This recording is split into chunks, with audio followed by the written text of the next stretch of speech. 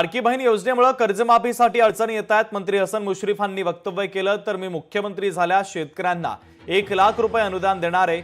वैद्यकीय शिक्षण मंत्री हसन मुश्रीफ यांनी कागल तालुक्यातील बंदूर मधल्या कार्यक्रमात हे वक्तव्य केलेलं आहे।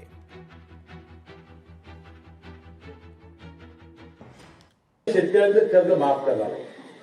आता शेतकऱ्यांचं आता परिस्थिती थोडी 46,000 कोटी रुपये आमच्या लाडक्या बहिणींना आम्हाला लागलेले आहेत या वर्षभरामध्ये, आणि काही टक्क्यांनी लाडक्या बहिणी म्हणून माणसांनी पैसे घेतले आज मी टीव्हीवर बघितलं। आमची जरी अडचण असली तरी आम्ही अनेक कर्जमाफी योजना केलेल्या आहे। मी जर मुख्यमंत्री झालो पुढे मागं तुम्ही मला केला परमेश्वरानं तर मी काय करेन 50,000 भरला तुला 1,00,000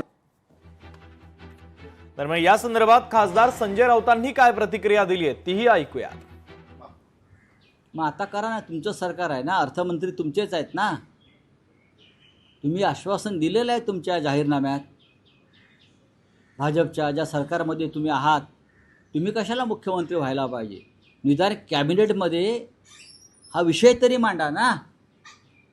कॅबिनेटच्या पुढल्या बैठकीमध्ये हसन मुश्रीफ तुम्ही हा विषय मांडा।